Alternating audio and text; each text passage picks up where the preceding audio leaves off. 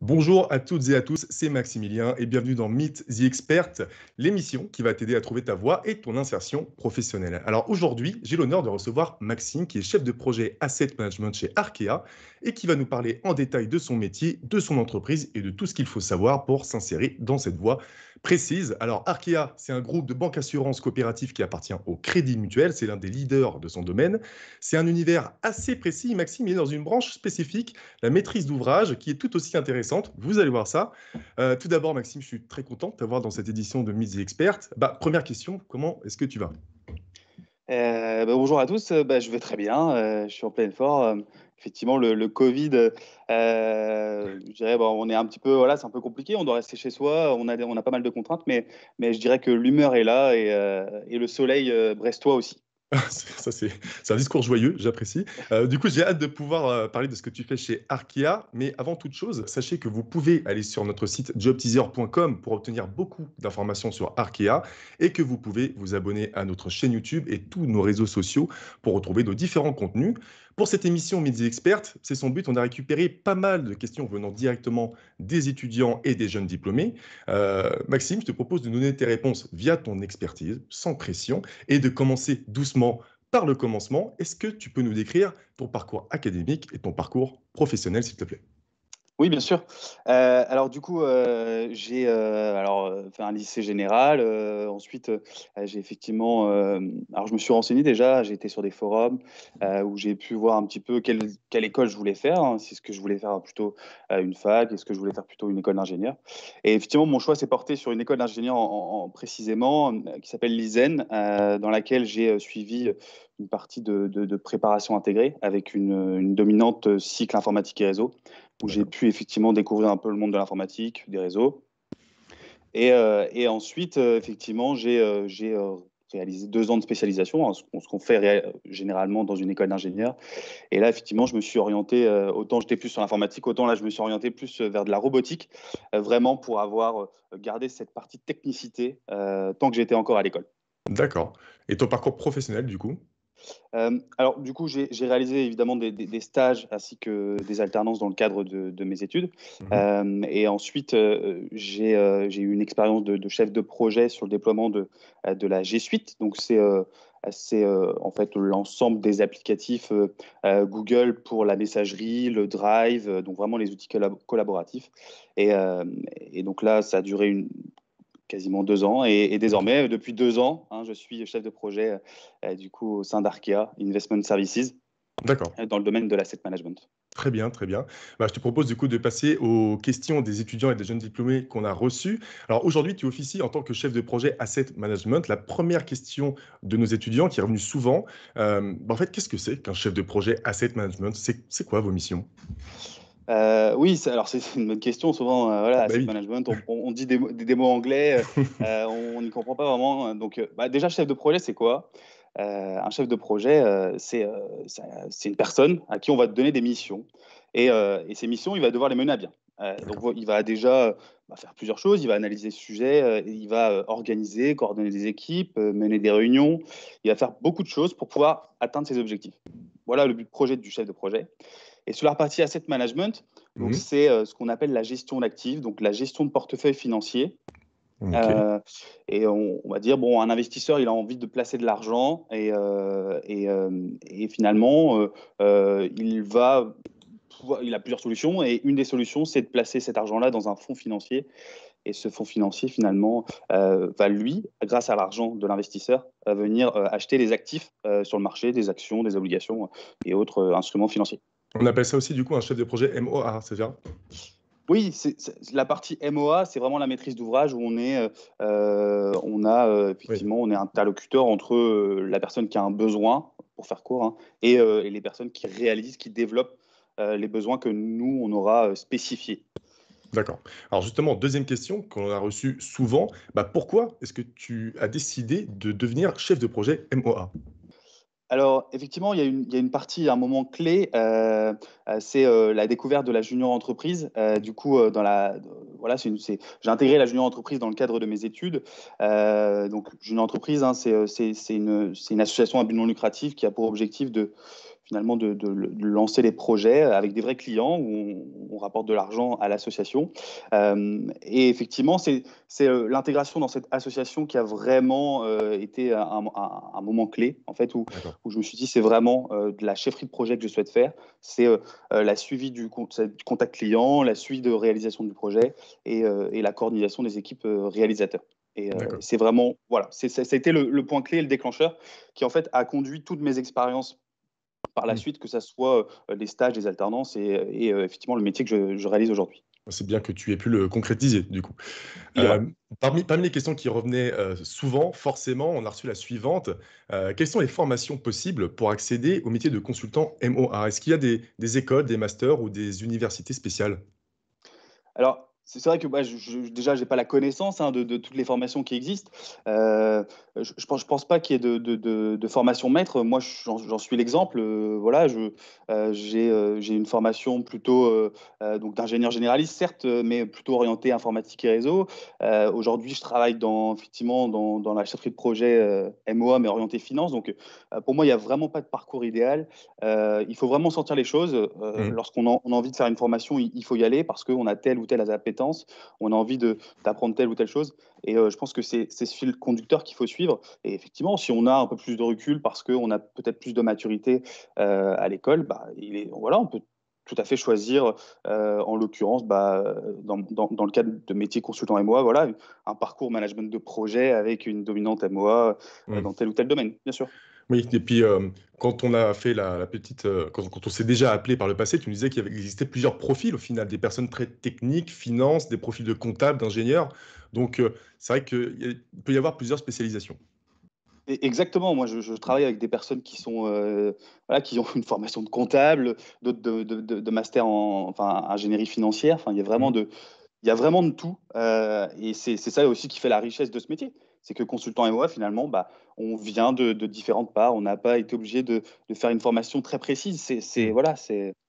Ok. Nouvelle question de la part des étudiants et des jeunes diplômés. Est-ce que vous recommandez de se spécialiser dès le master, par exemple dans l'organisation, dans le management de projet, dans l'informatique, la banque, etc. Alors oui, je pense qu'effectivement, on peut déjà se Hmm. préparer. Comme je disais tout à l'heure, la junior entreprise, c'est pour moi vraiment une bonne formation, hein, c'est formateur. On apprend déjà à parler aux clients. Alors même si c'est des clients internes parfois, Ouais. c'est quand même, voilà, on peut mettre les formes, on peut essayer d'essayer de comprendre le besoin, d'essayer de tirer un peu, voilà, essayer de comprendre tout simplement l'attendu. Donc, je pense que voilà, la piste de la junior entreprise est très intéressante. Ouais. Si vous avez possibilité de le faire dans votre école, il faut foncer. C'est vraiment et ça permet aussi de vendre à votre futur recruteur parce que quand on est à l'école, on n'a pas forcément beaucoup de background professionnel, d'expérience Hmm. professionnelle, et donc c'est très intéressant de pouvoir vendre de pouvoir vendre cette expérience. Il y a Ouais. d'autres choses sur lesquelles on peut s'intéresser, c'est des techniques de gestion de projet, par exemple Mhm. où on voit qu'on en utilise. C'est vrai que c'est rarement théorique, mais on en utilise, voilà, que ce soit la méthode agile ou, euh, où il y a bah, le cycle en V, on l'utilise également. Il y a d'autres méthodes de gestion de projet, il y en a plein. Mais c'est vrai qu'on utilise souvent un peu plein de briques et le fait de les connaître, ça nous permet aussi de mieux réaliser son travail. Hmm. Et voilà, il ne faut pas évidemment s'y perdre dans la technique de gestion de projet D'accord. Donc, au risque de freiner le projet lui-même. d'accord. Donc, la gestion de projet et le club junior entreprise, c'est vrai que tu m'en avais déjà pas mal parlé auparavant. Moi, j'aimerais bien revenir dessus un peu sur le club junior entreprise parce que peut-être que tout le monde ne sait pas exactement ce que c'est concrètement. Tu pourrais nous donner un descriptif d'un club junior entreprise?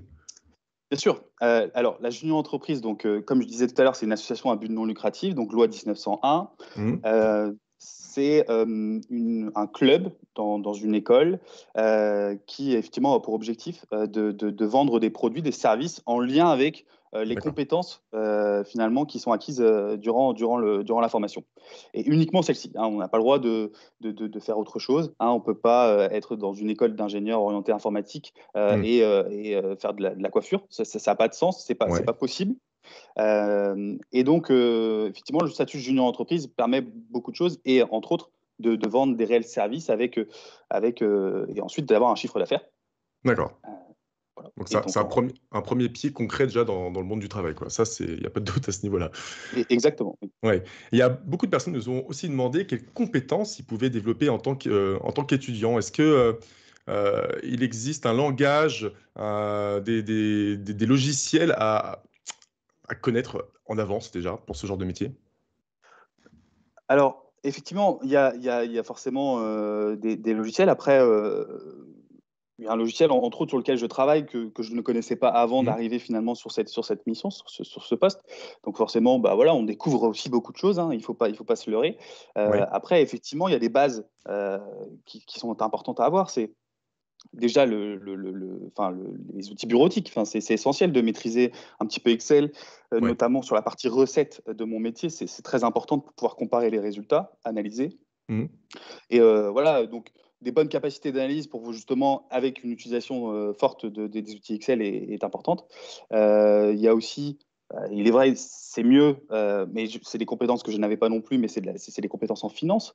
Ouais. Je le vois dans mon métier de tous les jours, c'est ultra important. Si on ne maîtrise pas un minimum les instruments financiers ou la manière dont les modéliser, c'est très compliqué. Donc, d'avoir des bonnes bases en finance et effectivement en informatique où on voit que D'accord. bah, maintenant, finalement, tous les métiers sont un peu touchés. Voilà, même en finance, si on n'a pas un niveau en bureautique, informatique, avec un petit peu de base de données, ben, c'est vrai que c'est préférable. Donc, D'ac c'est les choses sur lesquelles on peut se préparer, je pense, avant évidemment, de rentrer sur le marché du travail. D'accord, donc ça, pour le coup, en fait, ce sont les hard skills, hein, c'est comme ça qu'on les appelle. Et on avait reçu une autre question aussi, en plus des hard skills, au niveau des soft skills. Est-ce que tu as une idée de quels sont-ils à avoir pour ce genre de métier?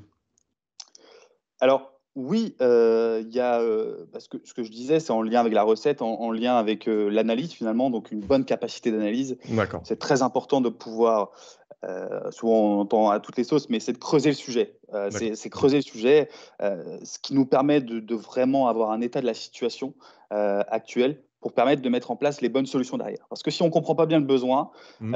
on est capable de tirer à côté et finalement de proposer un produit, qui est pas du tout en accord avec ce que le client a demandé. Donc ça, D'accord. c'est très important. De la rigueur, Numéro évidemment, un. 1er point, la rigueur, heu, bah, voilà, ça c'est pour notre vie de tous les jours aussi, hein. Oui, c'est clairement, oui. C'est voilà, c'est important d'être rigoureux, de prendre des notes, de pas oublier des choses, au risque de les payer après et ça peut être plus compliqué de rattraper les choses derrière. D'accord. Et Oui, vas-y. Tu as une troisième. bah, j'ai une petite troisième qui est très Allez. importante quand même si on n'aime pas forcément faire ça, c'est la rédaction. D'accord. Il y a à la fois des comptes rendus à rédiger, il y a à la D'accord. fois des mails à faire, De la rédaction et littéraire, quoi, tu entends? rédaction littéraire, oui, tout Ah à oui. fait. OK. C'est important parce qu'on est obligé d'un moment de figer les choses, si on veut se baser là-dessus plus tard. On le voit souvent, sur des projets, qui durent très longtemps, où Mmh. finalement on ne sait plus déjà ce qu'on a fait avant et voilà et les choses qu'on a actées aussi. Donc il est important de pouvoir, rédiger, écrire, envoyer des comptes rendus comme ça on peut se baser là-dessus, et ensuite, voilà pouvoir avancer. Très bien. 7e question de la part de nos étudiants, quelle méthodologie de travail est-ce que vous utilisez au quotidien? Alors, c'est une question bien vaste. Ouais. Bon, il y a déjà une méthode de travail, globalement qui doit être appliquée pour un chef de projet MOA. C'est déjà, on doit analyser le problème, on doit mettre en place, voilà, élaborer, des plans d'action, construire des réunions pour pouvoir, mettre en place, faire intervenir des parties prenantes. Enfin, il y a beaucoup de choses. Ça fait partie d'une méthodologie de travail que l'on doit Ouais. mettre en œuvre et effectivement, il y a ce qu'on appelle les méthodes de gestion de projet, qui s'appliquent dans mon poste pour le coup, qu'on va devoir mettre en place, comme la méthode agile, où on va devoir finalement mettre en place des sprints, Mmh. avec, voilà, où on va pouvoir finalement mettre des points de complexité sur les choses à développer par rapport aux priorités qui sont pour le projet, donc in fine pour le client. Donc, Ouais. voilà, mais c'est vrai que c'est une question très vaste où on peut mettre beaucoup de choses, mais voilà, il faut partir sur le principe qu'on analyse d'abord le problème, on trouve des actions, un plan d'action, et ensuite on essaie de le résoudre. Et ensuite, on utilise la méthode de gestion de projet finalement que l'on souhaite, qui s'applique le mieux à l'environnement Est-ce que de toi, travail. tu aurais un exemple de projet sur lequel tu travailles en ce moment, si tu peux en parler et essayer de le vulgariser pour qu'on tout le monde puisse comprendre? Bien sûr. Ouais. Alors, moi, pour le coup, je travaille sur un projet qui est très long. Ça fait effectivement plus de 3 ans qu'on est sur ce projet-là, et moi depuis 2 ans, parce que ça fait 2 ans effectivement que je suis dans l'équipe. C'est un projet de migration d'un outil vers un autre. Et on a dû, du coup, on avait des portefeuilles financiers finalement à migrer d'un outil vers un nouvel outil, d'un Mhm. ancien outil vers un nouvel outil. Mhm. Et on a dû effectivement à la fois répartir en chantiers. Donc, on a dizaines de gros chantiers, un chantier data, un chantier gestion, un chantier middle office. Enfin, voilà, on a des chantiers qui vont s'occuper d'une partie précise du besoin, et on a un autre volet finalement où on va venir lotir finalement en fonction des portefeuilles que nous avons à migrer. Et ben on va D'accord. venir lotir voilà, sous forme de différents lots, la migration à réaliser. Et tout cela, c'est cadencé donc, par lot, et c'est des chantiers. Finalement, chaque chantier s'occupe finalement de sa partie pour chaque lot. Ok. En tant que chef de projet Asset Management, avec quelle équipe vous travaillez? Alors, effectivement, on travaille déjà avec ce qu'on appelle le métier. Évidemment, c'est le métier. Le métier, c'est quoi? C'est la personne qui a le besoin. D'accord. En l'occurrence, le métier, il travaillait sur l'ancien outil, hein, celui dont je vous parlais. Mhm. Et demain, il va devoir travailler sur le nouvel outil. Donc, il a des attentes fortes, forcément. On lui met en place un nouvel outil. Il veut que ça marche déjà, ça marche. Oui. Et il veut que ça marche mieux. D'accord. Ça, c'est encore autre chose.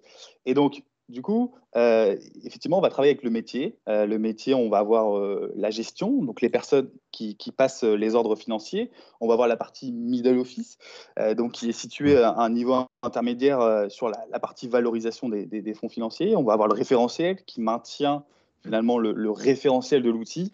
Et donc, voilà, on va avoir beaucoup de métiers différents pour ce nouvel D'accord. outil. Et on va avoir aussi une autre partie où, évidemment, on travaille avec les développeurs, avec Ouais, les forcément. chefs de projet MOE, qui, eux, vont réaliser finalement Mhm. ce qu'on a spécifié par rapport aux besoins du client, des métiers, en l'occurrence. Donc toi, tu dois pouvoir les comprendre et après les traduire aux autres équipes. C'est quand même parfois le grand écart, quoi, j'imagine. Évidemment, Ouais. évidemment, c'est souvent, voilà, il faut essayer de bien creuser. C'est ce que je disais tout à l'heure, il faut creuser, il faut analyser pour vraiment avoir quelque chose de plat et de sec pour pouvoir tout comprendre. D'accord. On a reçu une autre question, cette fois-ci un peu plus personnelle. Quels sont les aspects que vous appréciez le plus dans votre métier? Toi, en l'occurrence, du coup, qu'est-ce que c'est? Bah, moi, ce que j'apprécie particulièrement, c'est la diversité des activités. C'est que on peut faire à la fois voilà, de la planification, on peut voilà, coordonner des équipes, on peut Mm. voilà, planifier ce que je disais par rapport aux différents lots ou les portefeuilles que l'on souhaite migrer. On a aussi on peut mener des ateliers, on peut voilà, enfin, c'est très varié au final. On a une Mm. partie aussi estimation de la charge à réaliser, une grosse partie de recettes aussi, pour s'assurer que ce qu'on finalement on a spécifié, ce qui a été livré, est en accord avec ce qu'on avait demandé et ce qu'a demandé in fine le client. Donc finalement, toute la phase du projet, elle est très variée hein, lorsqu'on on découpe les différentes tâches. Et donc c'est vrai que c'est super intéressant. Mm. Voilà, après, souvent, comme c'est un projet très très long, forcément, les tâches au sein de ce projet, elles sont très longues. Et donc, on a quand même une certaine satisfaction quand on arrive au Bien bout de sûr. cette tâche, quand on l'a réalisée, quand Mm. on la présente, on forme les métiers sur ce qu'on a développé. C'est vrai que c'est super intéressant et il y a une super satisfaction derrière. On se dit, bah voilà, c'est quelque chose qui va être utilisé, qui a été bien conçu parce qu'on l'a pensé. Enfin, voilà. Mm. Donc, Le- il y a un vrai retour sur investissement finalement de C'est bien. satisfaction. C'est cool. Donc aujourd'hui, on peut dire quand même que tu t'épanouis dans ta fonction et c'est bien le principal dans la vie, je pense. Ouais. Enfin, on a quand même on a réceptionné une dernière question assez logique. Quelles sont les perspectives d'évolution possibles pour un chef de projet de ton type? Alors, effectivement, enfin, c'est un sujet assez épineux ou complexe. Oui. On a effectivement, bon, il y a plusieurs voies, mais je dirais il y en a une qui, effectivement, on peut très bien devenir un peu plus expert. Donc, on va monter en compétence sur la chefferie de projet, sur soit des projets plus complexes, avec plus de jours hommes, donc avec plus de charges de ressources humaines. Euh, voilà, donc on va finalement se diriger vers l'expertise, ou sinon, il y a une autre voie Mm. qui est la voie du managérial finalement, où on D'accord. va venir faire du management d'équipe, où on va voilà, piloter des personnes.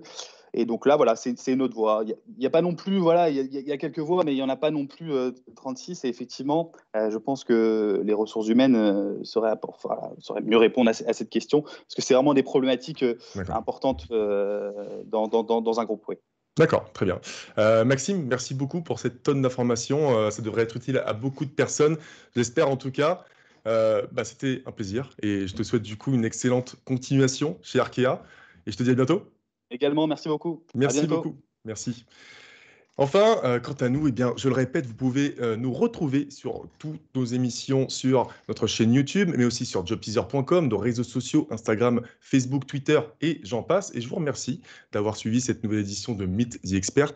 Je vous retrouve pour une autre vidéo avec un nouvel invité comme d'habitude et je vous souhaite une excellente journée. Ciao.